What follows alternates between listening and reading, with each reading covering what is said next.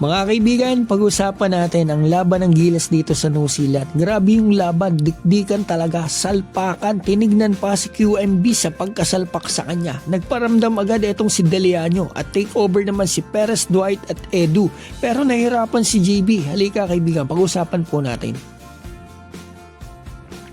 So ito na mga kaibigan, pag-usapan na po natin kung ano nga ba talaga nangyari dito sa laban natin sa New Zealand. Talagang winnable mga kaibigan pero talagang na wild ending tayo.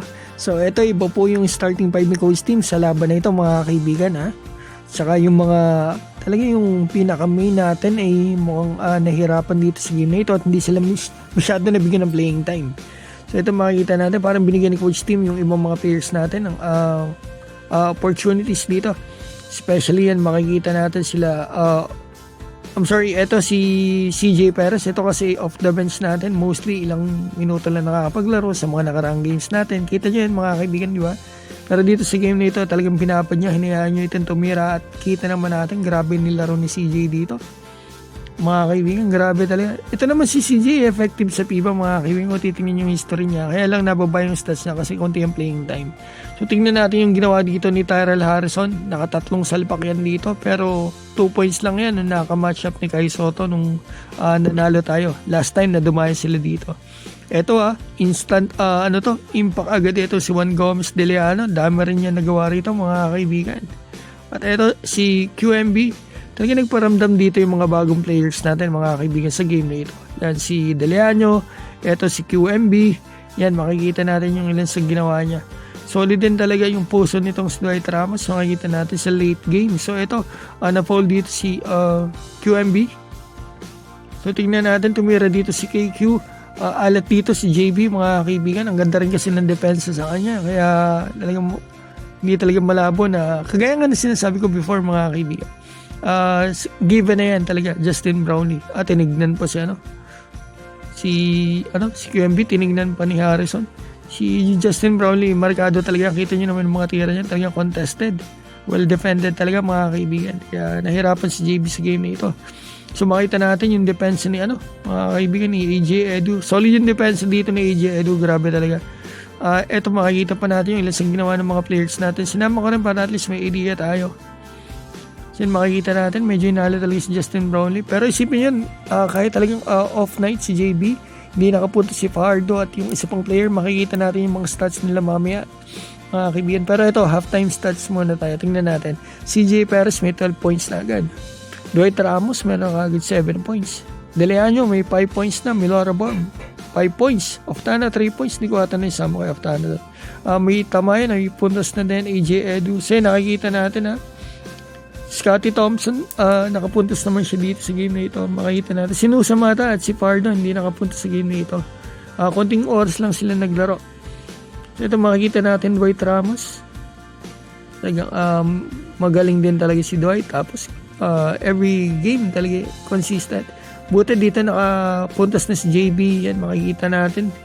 Parang first half mga kaibigan walang puntos si JB Yan makikita natin, Tyrell Harrison, nakatatlong salpak. Naalala ko nung matchup ni Kai Soto dito nakaporma kay Kai. So ito makikita natin, ilan sa ginawa ng mga players natin. Dami rin natin mintis na anong tawag dito, free throws. Hindi natin niko-convert madalas yung dalawang mga free throws natin. Lagi isa lang. So makita natin, Junmar nakatira pa siya doon pero hindi pumasok. Terangi, tumira dito. Juan Gomez Deleano, tingnan natin. Magandang addition to. Kung baga nagkaroon ng flavor yung Gilas Pilipinas, magaling pumasa, may offensive talaga, may shooting. Good siya lalo na sa mga susunod na games. Juan Gomez Deleano. So ito si KQ, medyo konti lang ata playing time ni KQ. Sayang hindi pa pumapasok ang mga tira niya. Buti rito tumama si Justin. Kita natin, ganda lang galaw niya. Pasensya na kayo, medyo mababa energy ko kasi talo tayo mga kaibigan. Isa pa tulog na po mga kaibigan dito. So makita natin dito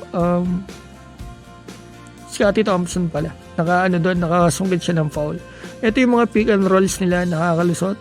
Talaga nakakalusot yung mga pick and roll nila. Ito offensive board kay Samanenga.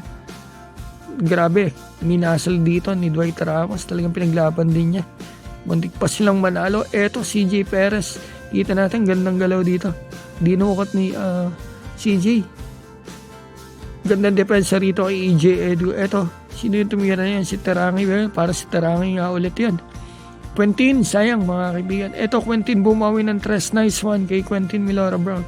So, itong gandang pasa kay QMB dito kay EJ Edu. Gusto ko yung puso na EJ Edu dito sa late game, mga kaibigan. Ito po yung depensa niya sa isang star player ng NBL. Buta tayo nabot dito kay EJ Edu. So, makita natin, Dwight Ramos nakatras pa dito. Dikit na dikit ang laban, mga kaibigan. Yun lang, ito, sayang talaga yan. Mga kaibigan, sayang yung pagkakataon na yan.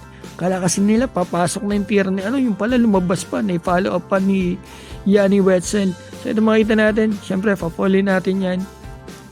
Naipasok niya yung una, yung pangalawa sa Mablay. Takban natin, hindi ko alam mga kaibigan kung meron pa tayong timeout.